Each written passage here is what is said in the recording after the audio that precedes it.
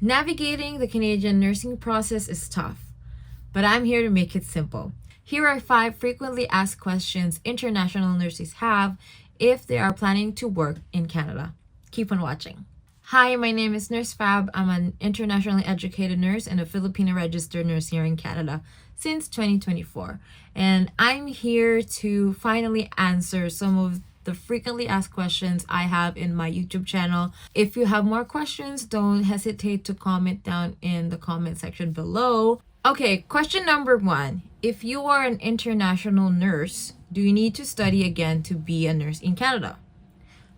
My answer greatly depends on which province you would like to work in or to move to. So, for example, some provinces like Alberta, New Brunswick, Nova Scotia can accept education from certain countries like the Philippines. I'd say we produce a lot of nurses globally, so they have their different standards. Some provinces you don't need to study further, but some provinces like BC, it's difficult to get into. They have a lot of requirements. They want you to have an experience in a Canadian setting before they give you the license.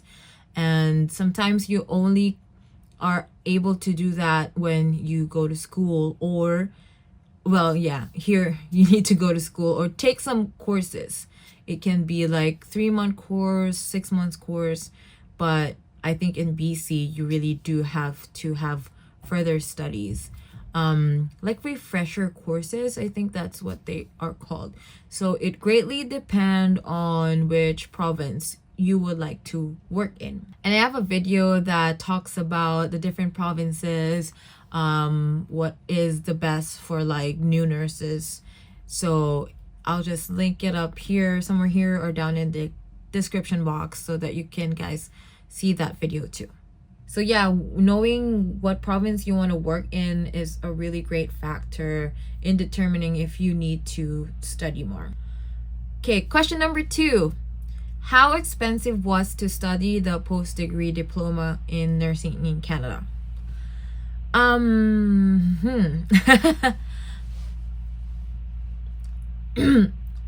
Very. So I went back and saw my receipt of all the things that I've paid for in Langara College, and I think the total was around 32,000 Canadian dollars, and that's really big money, and that's just like all the school stuff, not considering rent, food, living expenses. Let's say as a single person, I think nowadays the cost of living here in Canada for a year is around 15 to 20,000. So double that for 2 years of post-degree diploma, that's around like 30, another 30 grand. So yeah, I think if you are going to compute, it's at least 60 to 70,000 dollars, and that's a load of money.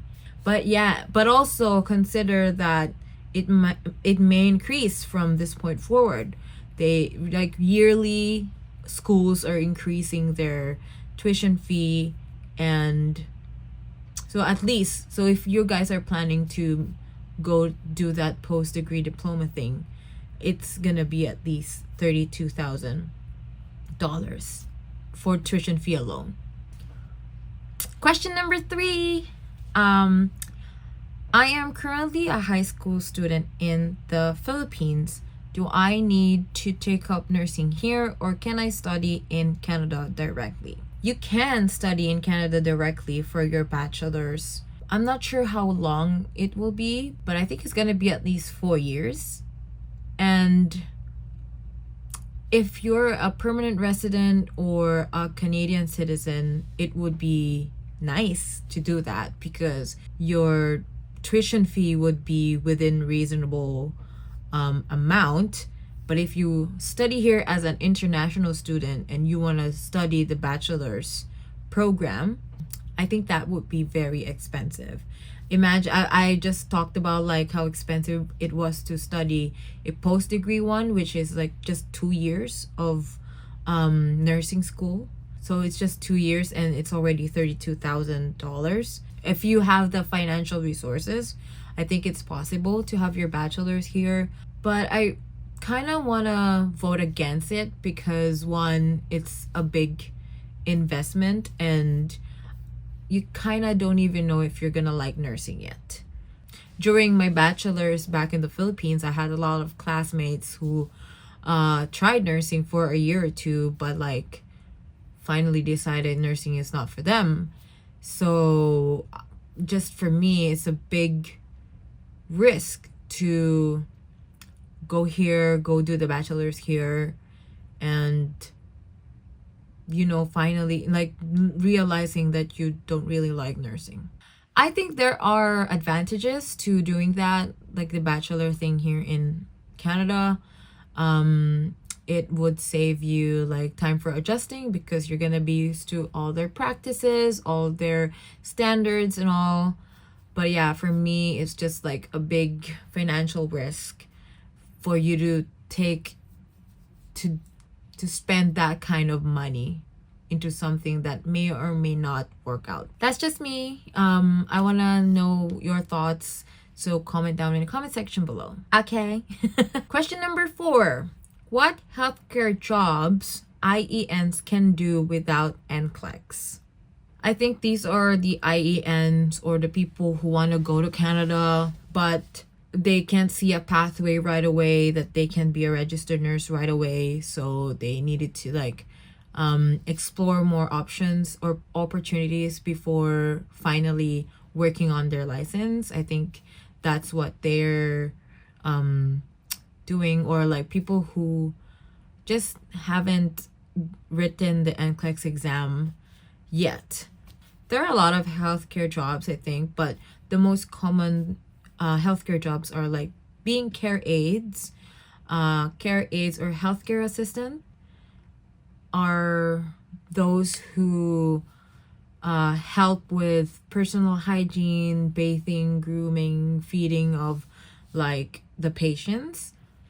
I think it can be in a hospital or in a long-term care setting.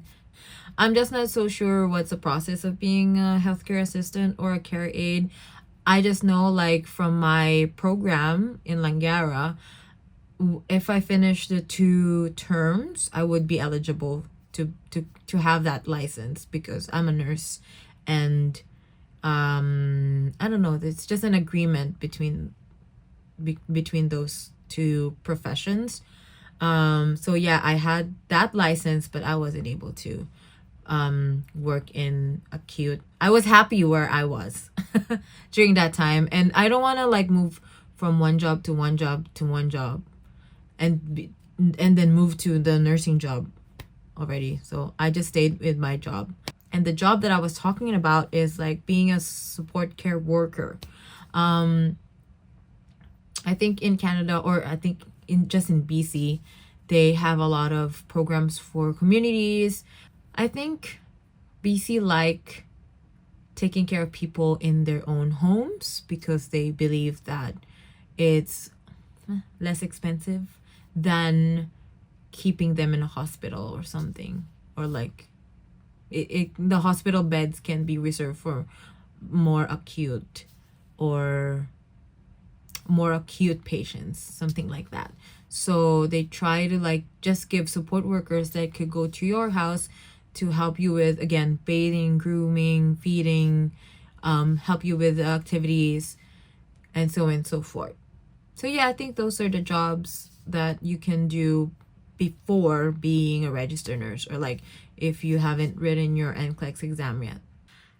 And last but not the least, the final question is, how difficult was it to find a job after all the processes? Based on my personal experience, it's not that difficult because most of it is online. The application is online. You send a resume online. I went to like nursing school here in Canada, and I think I was hired like 2 weeks before the school ended. So I think if you're studying and you're expecting to graduate, you can apply for jobs like within the month, like 1 month before the end of classes. You can start applying and start doing the interviews. So that's what I did, and I was hired.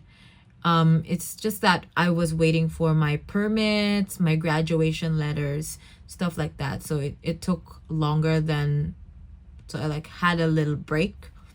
But that's also good because I had a time to do my NCLEX. But if you're struggling to find jobs and wanting to know where to find it online, I made a video right here that you can check out. I talked about the different things that you should look for a job and where to look for it. Yeah, you should watch that video to help you with your nursing career. And I think that's it. Those are 5 frequently asked questions that I got in my YouTube channel, but I don't have a problem of doing another video like this. If you have more questions, don't hesitate to comment in the comment section below. Subscribe to this channel if you want more of my content, and hope to see you in that video, and stay fabulously brave and beautiful. Bye.